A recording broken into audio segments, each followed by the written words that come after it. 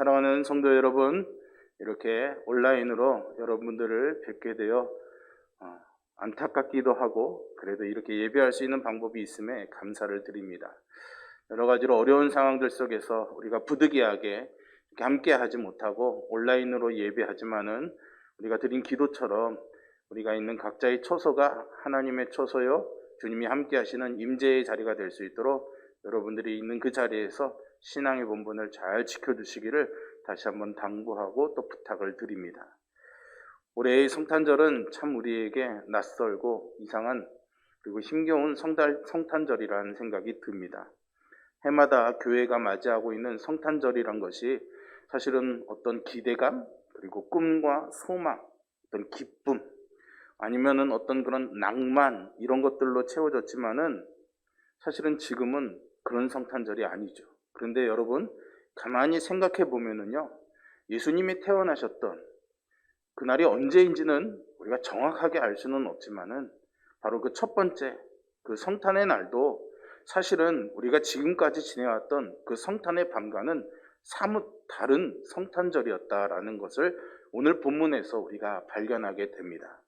어쩌면은 우리가 지금 보내고 있는 이 성탄절의 분위기가 그런 예수님 당시의 분위기를 느낄 수 있게 해주는 방편이 되지 않나라는 생각도 해봅니다. 역사에 따르면은요, 예수님이 태어날 당시에 유대의 분봉왕이었던 헤롯은요, 사실은 유대인이 아니었습니다. 에돔 족속 출신의 이방인임에도 불구하고 로마의 힘을 빌어서 유대의 왕이 되었던 것이죠. 그러니 이방인이었던 그가 유대인들의 지지를 받으려면은 사실은 특별한 명분이 없었기 때문에 이 헤롯 왕은 항상 자신의 왕위에 대한 걱정, 그리고 어떻게 하면 이것을 잘 지킬 것인가에 굉장히 몰두되어 있는 그런 모습이었습니다. 그런데 어느 날 그에게 동방에서 온 박사라는 사람들이 찾아와서 유대에 새로운 왕이 태어났다라고 말을 전해주니 그로서는 굉장히 당황스러울 수밖에 없었겠죠. 결국 그 아이를 찾는 일을 실패하게 되자 유대 지역에 있는 2살 아래에 있는 모든 남자아이들을 다 죽이라고 할 만큼 광기에 어린 폭력을 휘두르게 됩니다.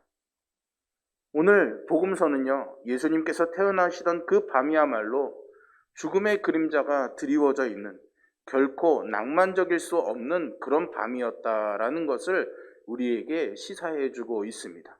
우리가 보내던 성탄절과는 굉장히 다른 분위기이지 않습니까, 여러분? 사실은 예수님을 우리가 생각해도 그렇습니다. 자기 백성을 구원하러 올 메시아라는 그 이름에 걸맞지 않게 죽음을 피해서 도망을 가야 하는 처지가 된 것이죠. 아슬아슬했던 이 피난길을 다 마치고 다시 고향으로 돌아올 수 있게 되었지만 여전히 유대 지역에서는 폭정이 존재하고 있었고, 그렇기 때문에 예수님과 그의 가족들은 조용히 지낼 수밖에 없었겠죠. 위태한 순간들은 어찌어찌 면한 것 같지만 결국에 예수님께서 33살의 나이에 십자가에 달려 죽임을 당하고 말았으니 어떻게 보면은 인간적으로 생각해 보면 예수님은 태어날 때부터 죽음의 위협이 있었고 그 죽음의 그림자를 결코 피할 수 없었던 불쌍한 운명처럼 보이지 않습니까? 태어난 순간부터 죽음을 짊어지고 살았던 예수님이셨죠. 이런 예수를 볼 때마다 과연 그가 하나님이 기름 부으신 구원자로 이 땅에 오신 메시아가 맞는가라는 생각도 아마 해볼 수도 있을 것입니다. 굳이 이런 모습으로 오셔야 됐는지, 굳이 그런 모습으로 살으셔야 됐는지 물을 수가 있겠죠. 오늘날 우리가 생각하는 어떤 왕이나 세상을 바꿔놓을 만한 그런 인물의 모습과는 사뭇 다르지 않습니까? 게다가 예수님께서 구원의 이름으로 이 땅에 오셨음에도 지금도 세상은 여전히 악이 만연하고 전쟁과 위험과 깨어지는 삶의 모습도 그대로입니다. 질병 하나에 무기력한 우리의 모습도 여전하지 않습니까? 작게는 예수님을 주님으로 믿고 난 이후에 우리 개개인의 삶도 별반 다를 것이 없어 보입니다. 여전히 가난하고 여전히 불안하고 여전히 해결되지 않은 문제들을 그대로 떠안은 채로 살아가고 있습니다. 이런 시대에 예수를 구원자로 믿고 따르는 우리 기독교 신앙이 어떤 면에서는 너무 무기력하게 느껴지기도 합니다. 때로는 신앙의 길을 걷고 있는 내 걸음이 옳은 것인지 자신할 수도 없습니다. 내 힘으로는 단 한 걸음도 걸어갈 수가 없고요. 아무것도 할 수 없는 무기력한 자리에서 우리가 할 수 있는 것이라고는 단지 하늘의 은혜만 바라보는 것 말고는 없습니다. 성경은 하나님이 아니라면 살 수 없는 이들을 붙잡으시는 것이 바로 하나님의 손이라고 우리에게 말해주고 있습니다. 이런 사람들만 은혜를 경험한다는 것이죠. 예수께서 가난한 사람, 마음이 가난한 사람이 복이 있다라고 말씀하신 것은 바로 이런 이유입니다. 그러니 하나님을 경험한다는 것, 예수님이 그저 신화 속의 인물이 아니라 우리의 구원자이심을 경험한다는 것은 보이는 방법이나 세상을 통해서 무언가를 이루어 보려는 가능성이 무너지고 부정되는 삶에서 우리는 비로소 하나님을 경험할 수가 있는 것입니다. 이사야 선지자는 절망의 현실 앞에 서 있는 이스라엘 백성들에게 하나님은 이스라엘을 자녀 삼아주시는 구원자시라고 선포합니다. 나라가 망하고 포로로 끌려온 그 이스라엘 백성들에게 하나님의 구원자이심을 이사야서 63장 9절에서 이렇게 말씀하시는 거죠. 그들의 모든 환난에 동참하사 자기 앞에 사자로 하여금 그들을 구원하시며 그의 사랑과 그의 자비로 그들을 구원하시고 옛적 모든 날에 그들을 드시며 안으셨으나, 이사야가 소개하는 이 하나님은 이스라엘의 고통과 고난의 현장을 외면하지 않으십니다. 하나님은 깨지고 상한 자기 백성의 삶의 자리에 찾아가 위로하시고요, 그 시험의 자리에 함께 하심으로 함께 지내시는 분이십니다. 여러분, 마치 아이를 위태롭게 하는 세상과 싸워 이기는 방식이 아니라 자신의 온몸으로 아이를 끌어안고 자신이 깨어지고 상함으로 내 아이를 지켜내는 어머니의 품과 같은 분이 바로 주님이신 거죠. 하나님의 구원은요, 어느 영화나 드라마처럼 어느 날 삶이 온통 바뀐다거나 순식간에 원수들이 다 망하고 하루아침에 세상이 바뀌는 식으로 이루어지지는 않습니다. 하나님의 구원은 자기 백성의 삶에 지금 함께 해 주심으로 그들이 절대로 무너지지 않도록 지켜내시는 능력이죠. 이스라엘 사람들은 민족적 DNA에 새겨진 출애굽의 사건을 기억하고 있습니다. 그리고 그 기억은요, 하늘에 계신 하나님이 자기 백성의 신음을 듣고 찾아오셔서 그들을 가나안까지 함께 먹고 마시며 싸우며 동행하셨다라는 것입니다. 그러니 그들의 이 신앙적인 민족적 DNA에 새겨져 있는 생각은 하나님이 우리와 함께 하셨다라는 것이죠. 마태복음에서 우리는 예수님을 통해 우리와 함께 하시는 이 하나님을 다시 만나게 됩니다. 자신의 생명을 노리는 이들을 피해 도망다니는 어린 예수 안에서 자기 백성들이 살고 있는 서슬퍼렇고 광기 어린 이 세상에 고스란히 자신을 내던지신 하나님을 발견하게 되는 것이죠. 도망다녀야 할 만큼 무기력한 존재가 아닌데 왜 예수님이 그렇게 하셨을까요? 주님은 눈물 흘리는 이들, 가난한 이들, 내몰리는 이들, 소외당하는 사람들 곁을 찾으셨고 그들과 함께 하시고 싶으신 분이셨기 때문입니다.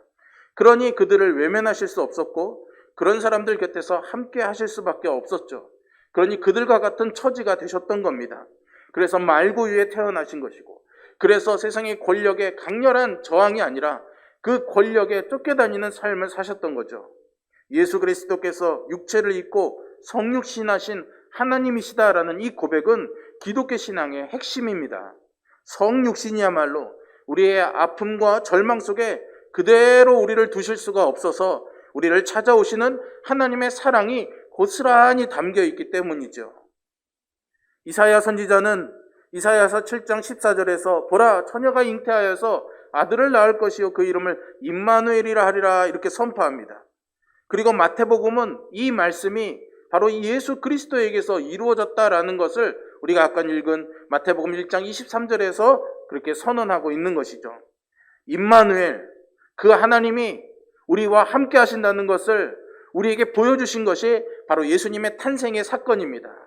그저 예수님이 오셨으니까 좋다가 아니라 하나님이 우리와 함께 하시는구나, 하나님이 나와 함께 하시는구나, 이것을 경험하게 되는 것이죠.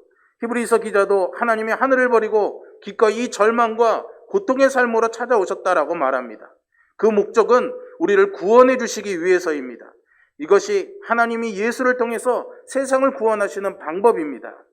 히브리서 2장 14절부터 15절 말씀에 자녀들은 혈과 육에 속하였음에 그도 또한 같은 모양으로 혈과 육을 함께 지니심은 죽음을 통하여 죽음의 세력을 잡은 자 곧 마귀를 멸하시며 또 죽기를 무서워함으로 한평생 매어 종로로 타는 모든 자들을 놓아주려 하심이다 라고 말하죠. 그리고 또 히브리서 기자는 이렇게 말합니다. 그가 시험을 받아 고난을 당하셨은즉 시험 받는 자들을 능히 도우실 수 있느니라. 아멘. 여러분, 십자가는 이 약속의 보증입니다. 시험 받는 이와 함께 하심으로 시험 당하는 이들을 구원해 주시고 그가 죽으심으로 죽음의 직면에 있는 이들을 도우시는 분이 바로 임마누엘의 하나님이신 거죠. 주님이 찾아와 주시고 삶에 동참해 주시는 것만으로 마귀의 권세는 무너지고 맙니다. 그러니 우리는 마귀와 싸우는 것이 아니라 모든 시험 가운데서 주님과 함께함으로 마귀의 권세를 깨트릴 수가 있습니다. 여전히 예수님 이전의 시험과 고난이 우리의 삶에 도사리고 있습니다.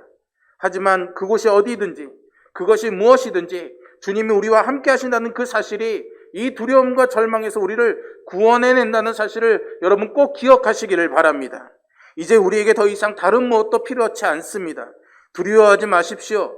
연약하고 무능한 우리에게 또 어쩔 수 없이 두려울 때도 있겠지만 그것 때문에 절망하지 마시기 바랍니다. 죽음도 두려워하지 마시기를 바랍니다. 우리는 약하지만 주님은 강하시고 우리는 무능하지만 주님은 구원하십니다. 여러분이 있는 바로 그곳에 주님이 함께 하시죠. 여러분, 우리 이 시간 마지막으로 자막에 나오는 이 로마서 8장 38절의 말씀을 함께 읽겠습니다. 함께 읽습니다.